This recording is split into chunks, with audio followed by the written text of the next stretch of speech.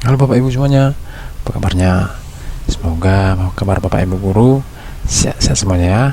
Terkhusus Bapak Ibu guru yang mengajarkan mata pelajaran geografi di tingkat SMA.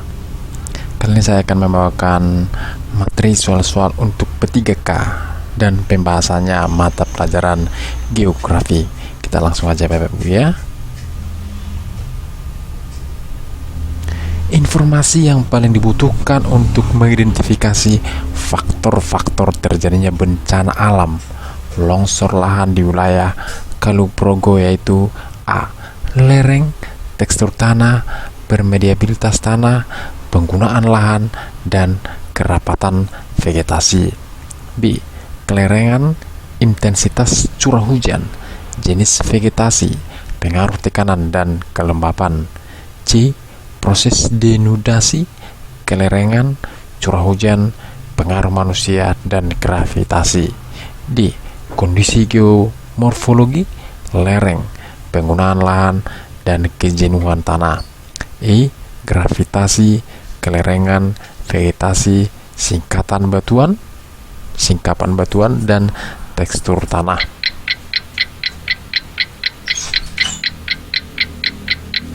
Jawabannya adalah A. Lereng, tekstur tanah, permeabilitas tanah, penggunaan lahan, dan kerapatan vegetasi. Kita lihat pembahasannya. Menggali masalah penelitian. Apabila terjadi kesenjangan dengan harapan dalam mengelola dan memanfaatkan fenomena geografi tersebut, maka dipandang ada masalah. Sumber masalahnya ada observasi, dedukasi dari teori, kepustakaan atau hasil-hasil penelitian, masalah sosial, pengalaman pribadi, diskusi, seminar, pertemuan ilmiah, pernyataan pemegang otoritas keilmuan dan kebijakan. 3 wilayah masalah dalam geografi paling tidak dibagi menjadi 3 kelompok. Yang pertama, masalah yang berhubungan dengan dinamika manusia atau masyarakat melalui kajian geografi manusia seperti kependudukan, geografi desa dan kota, geografi sosial, dan lain-lain. Yang kedua, masalah yang berhubungan dengan dinamika lingkungan fisik melalui kajian geografi fisik seperti geomorfologi, geologi, hidrologi, meteorologi, geografi tanah, dan sebagainya. Yang ketiga, masalah yang berhubungan dengan dinamika manusia dan lingkungan melalui kajian interaksi, interrelasi, atau interdependensi maupun hubungan kausal antara manusia dengan lingkungan fisik. Secara material dijelaskan dalam kajian seperti AMDAL, kajian perwilayahan, geografi regional, dan lain sebagainya. Itu dia pembahasannya Bapak Ibu. Kita lanjut soal yang berikutnya. Perhatikan peta-peta tematik berikut. Peta penggunaan lahan.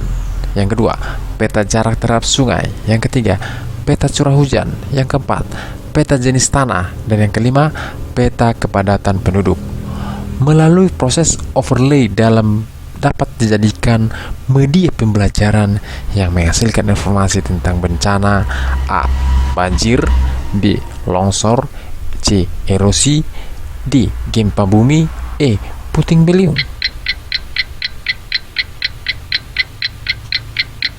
Jawabannya adalah A. Banjir. Kita lihat pembahasannya. Teknik overlay peta dalam SIG. Yang pertama, masukan ataupun input.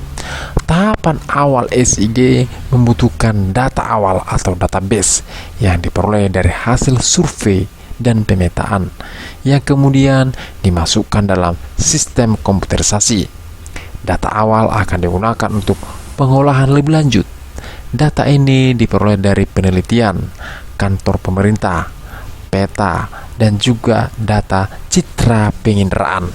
Data awal meliputi data atribut yang berupa data keruangan dan data spasial yang berupa titik koordinat.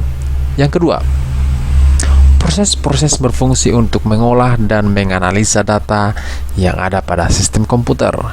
Jenis analisa data berupa analisa lebar, analisa penjumlahan, aritmatik, dan analisa garis bidang. Hasil analisa ini yang akan dijadikan pedoman sebagai salah satu manfaat SIG dalam bidang sumber daya alam. Keluaran atau output.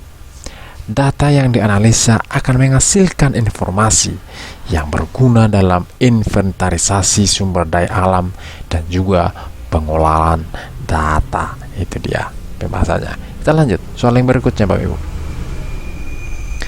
Keunggulan SIG dalam menganalisis permasalahan kesehatan lingkungan seperti distribusi penderita suatu penyakit, pola atau model penyebaran penyakit, dan distribusi unit rumah sakit ataupun tenaga medis, yaitu A. Mampu menginteraksikan data sekaligus dan melakukan prediksi. B. Menentukan peran manusia dalam kebijakan kesehatan lingkungan. C. Berpatokan pada satu parameter utama sebagai hasil yang komprehensif. D. Dapat dengan mudah mengelompokkan data fisik dan non-fisik lingkungan. E. Mampu memanipulasi data dengan kaidah tertentu sehingga hasil menjadi baik.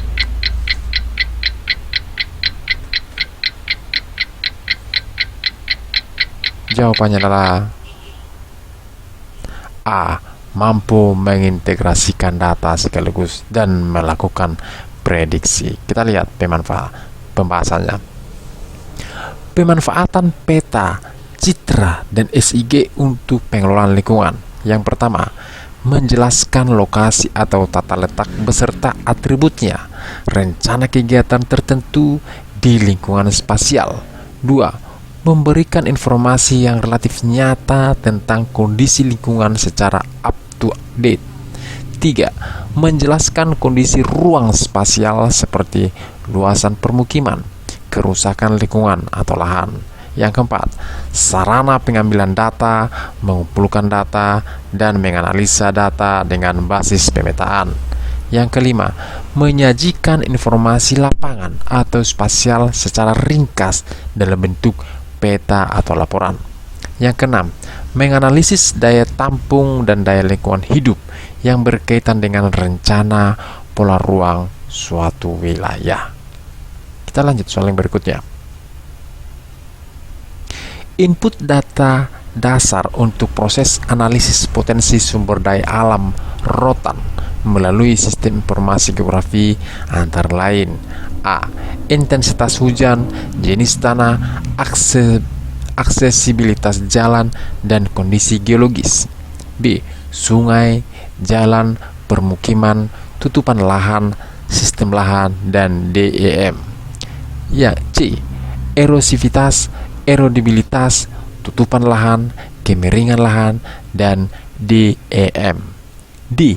Akses jalan, geologi, tutupan lahan, transportasi, dan DEM. E. Iklim, topografi, batuan, organisme, dan waktu.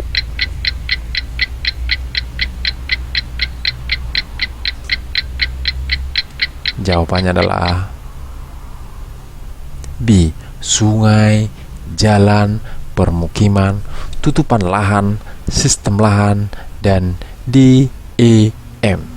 Kita lihat pembahasannya. Penerpaan peta, citra, dan SIG untuk inventarisasi sumber daya alam antara lain.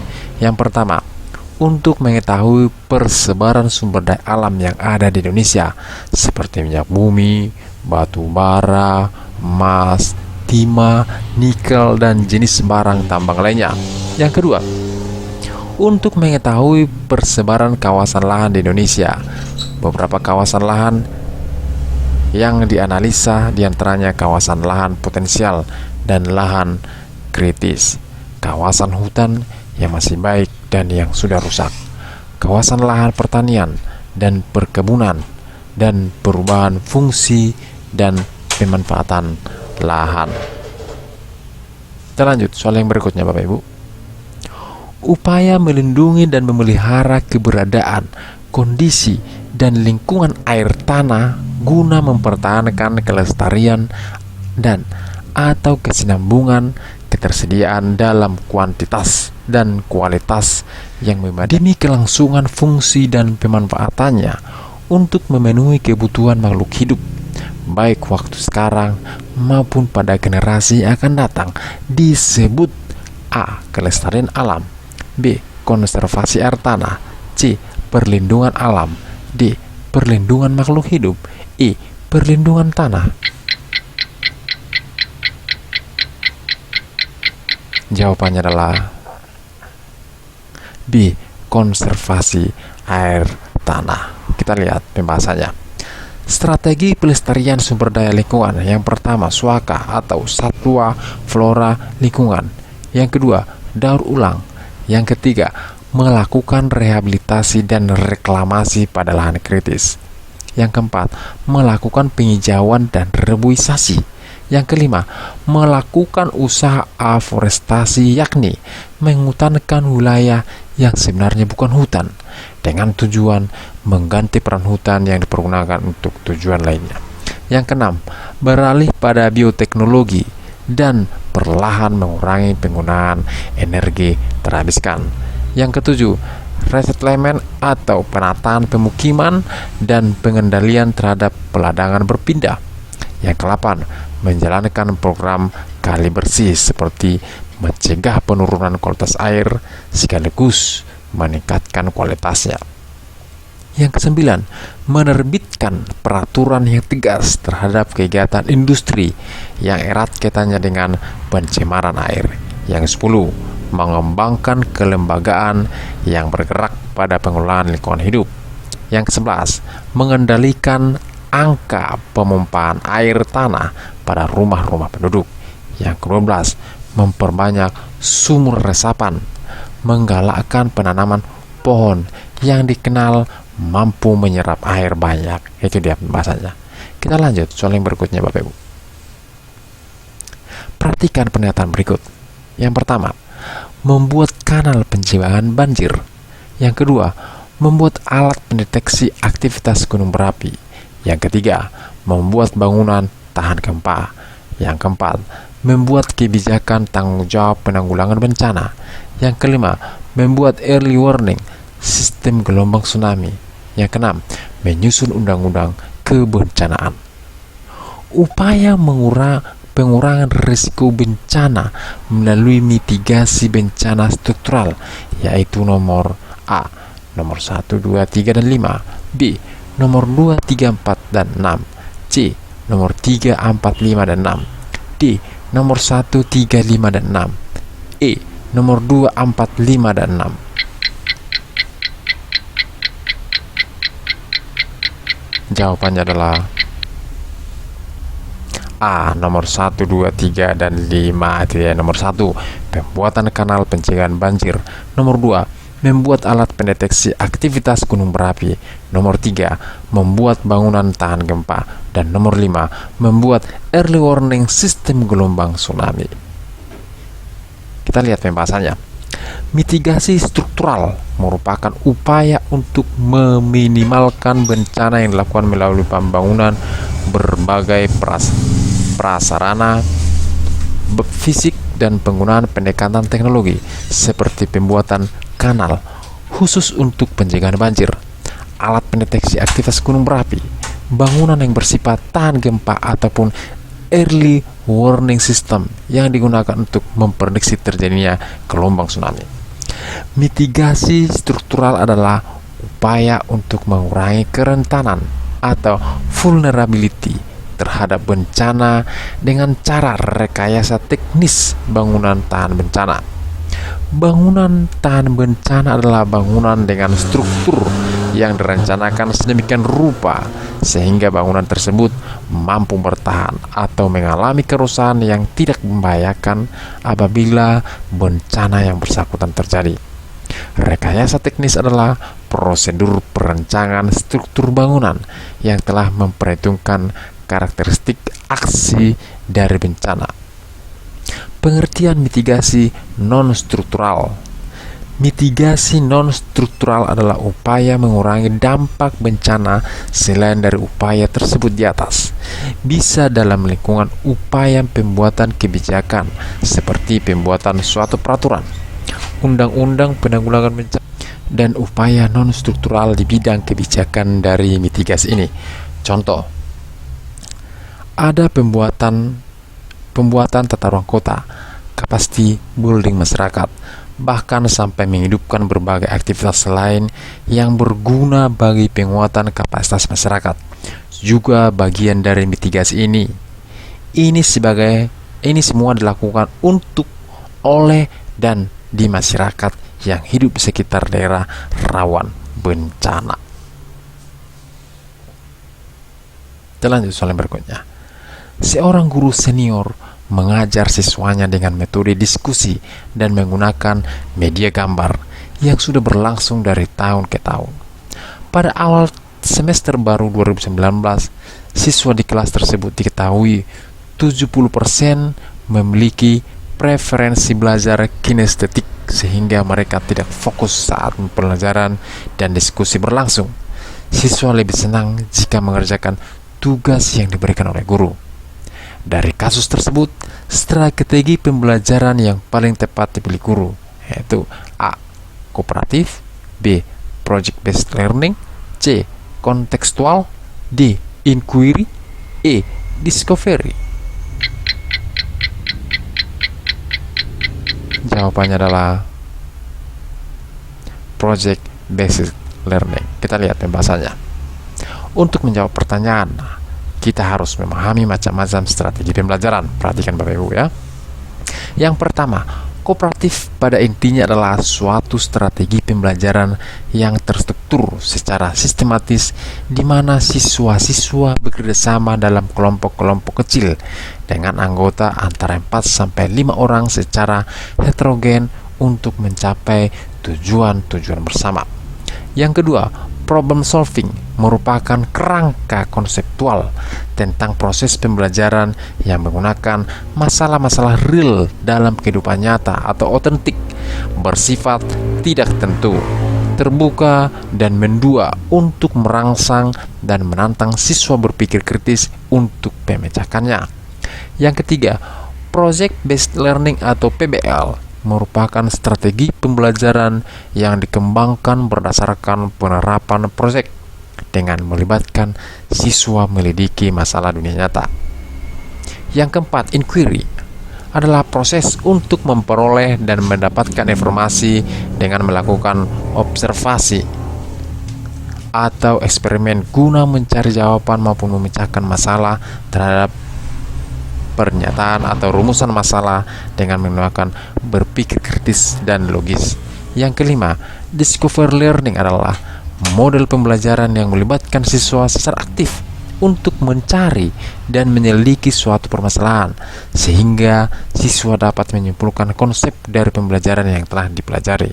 Yang keenam, kontekstual teaching and learning adalah konsep belajar yang membantu guru mengaitkan antara materi yang diajarkannya dengan situasi dunia nyata siswa dan mendorong siswa membuat hubungan antara pengetahuan yang dimiliki dengan menerapkan dalam kehidupan mereka sehari-hari.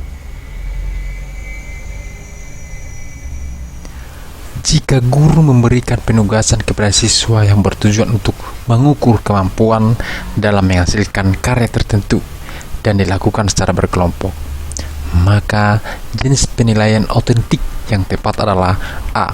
Penilaian kinerja, B. Penilaian portofolio, C. Penilaian proyek, D. Penilaian jurnal, E. Penilaian diri. Jawabannya adalah C. Penilaian proyek. Kita lihat pembahasannya Bapak Ibu. Penilaian proyek. Penilaian proyek atau project assessment adalah bentuk penilaian yang diwujudkan dalam bentuk pemberian tugas kepada peserta didik secara berkelompok. Penilaian ini difokuskan pada penilaian terhadap tugas belajar yang harus diselenggarakan oleh peserta didik dalam periode waktu tertentu. Penilaian proyek dapat juga dikatakan sebagai penilaian berbentuk penugasan yang bertujuan untuk mengukur kemampuan peserta didik menghasilkan karya tertentu yang dilakukan secara berkelompok. Dengan menggunakan penilaian proyek, pendidik dapat memperoleh informasi berkaitan dengan kemampuan peserta didik dalam hal pengetahuan, pemahaman, aplikasi, sintesis informasi atau data, sampai dengan pemaknaan atau penyimpulan. Itu dia pembahasannya. Kita lanjut soal yang berikutnya, Pak. Proyek kereta api Jakarta-Bandung sepanjang 142 km diharapkan menjadi solusi masalah kemacetan di kota-kota besar di Jawa Barat dan sekitarnya. Konsep yang sesuai dengan fenomena geografi tersebut adalah A. Konsep aksesibilitas, B. Konsep lokasi, C. Konsep jarak, D. Konsep morfologi, D. E. Konsep nilai kegunaan. Jawabannya adalah A. Konsep aksesibilitas. Kita lihat pembahasannya. Aksesibilitas atau keteraksesan atau ketercapaian adalah derajat kemudahan dicapai oleh orang terhadap suatu objek, pelayanan, ataupun lingkungan. Dalam pengertian yang lain, bahwa aksesibilitas merupakan ukuran kemudahan lokasi untuk dijangkau dari lokasi lainnya melalui sistem transportasi.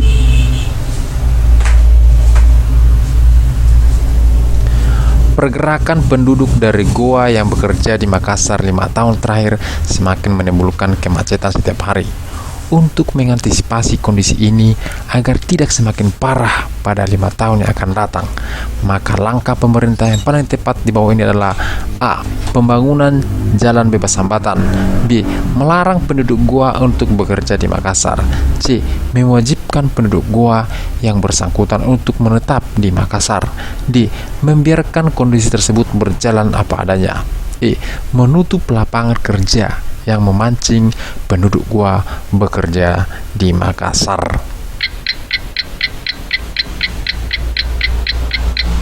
Jawabannya adalah A. Pembangunan jalan bebas hambatan. Itu jawabannya, Bapak Ibu ya. Demikianlah soal-soal geografi dan pembahasannya khusus untuk kompetensi teknik P3K. Semoga Bapak Ibu guru yang mencoba peruntukan P3K tahun ini lulus menjadi kado terindah di tahun ini. Semoga video yang saya buat bermanfaat untuk kita semuanya. Sekian dan terima kasih.